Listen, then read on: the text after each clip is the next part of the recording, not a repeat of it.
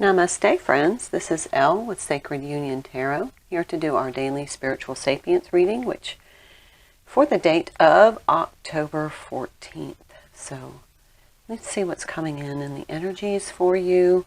Hopefully give you some guidance and insight as to what you might be encountering in the energies. So, of course, I'll use the Rumi deck for the Oracle card and then the Lost Tarot of Nostradamus for the tarot. Also, please know that this is a general read. Not everything is going to be, may not resonate with you.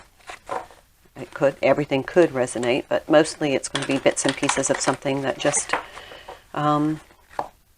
really feels like it is part of a message for you. There may be an image, there may be a word, something that keys you into that. Just take the general message as a peaceful message for the highest and greatest good. And if it works for you, great. Please like, share, subscribe.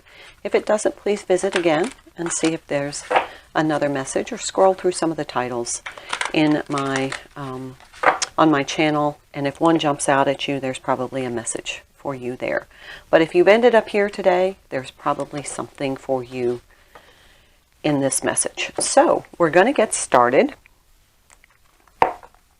And so the bottom of the deck for me is energies that have not manifested yet, but they're just starting to come into your energetic field. And that is Celestial Rose of Ma. It's a number 10 card. 10 to me are endings of a cycle or a level.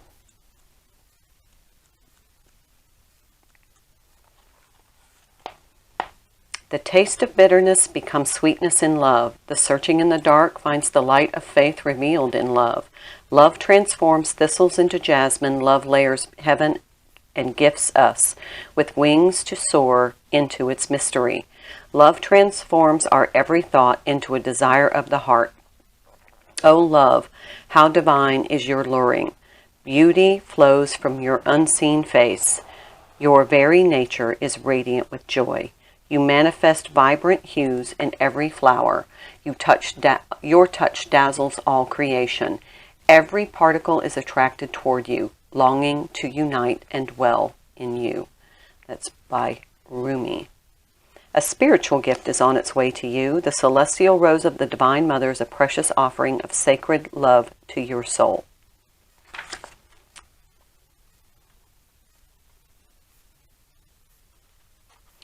The spiritual gift signifies the ending of a period of suffering and the opening up to a time of new opportunity, flourishing and thriving. Release your unique and soul fragrance into the world. It is a gift worth having. So I would see that this is the ending of a cycle. There are new opportunities. Maybe see some aces here. But it's fresh new energy because you've learned the lessons in a previous cycle, and now that you've integrated them, there's new energy coming in to help you continue on your ascension journey. So here we have the Justice card, and here it's a number 8 card instead of the Strength card being in traditional tarot. The 8 card is the Strength card, but in this case it is the Justice. And look, he is holding that celestial rose. So in this, it kind of is the dichotomy of sharpness or softness, maybe some anger with the sharpness of this instrument or weapon, but here is the love, and it almost feels like that's a choice you have to make, balancing that that impulse to be sharp and harsh, and instead use a loving tone or embracing the loving energy.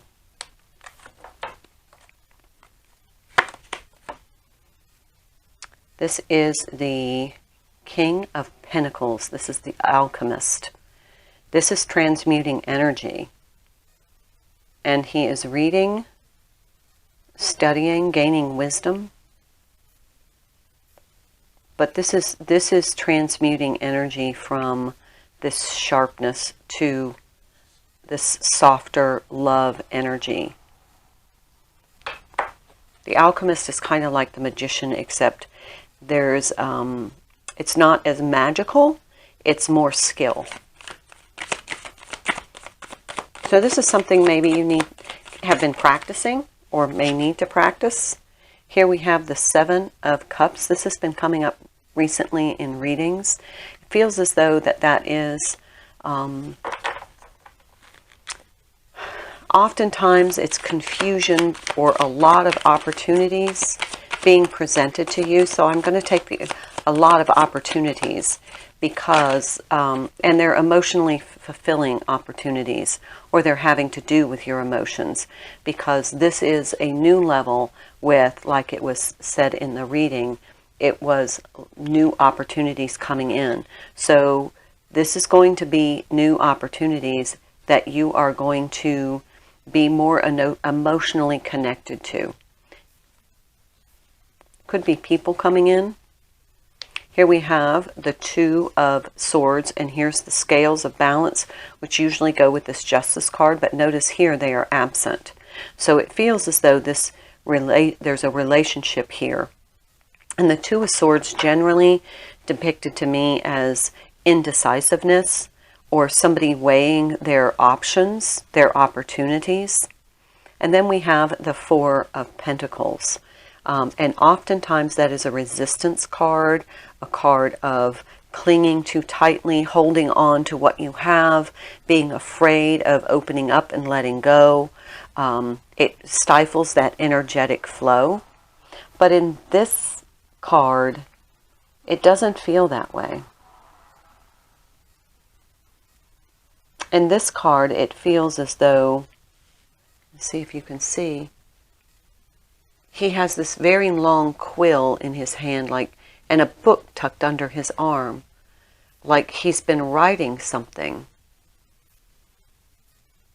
And the pentacles are the phases of the moon. And then here in the King of Pentacles card, this person has the book. So it might, oh, and look at this. Isn't this, here you have two people facing each other, and now you have them facing the same direction. Feels like they're looking in the past, that they're weighing their options based upon some experience in the past.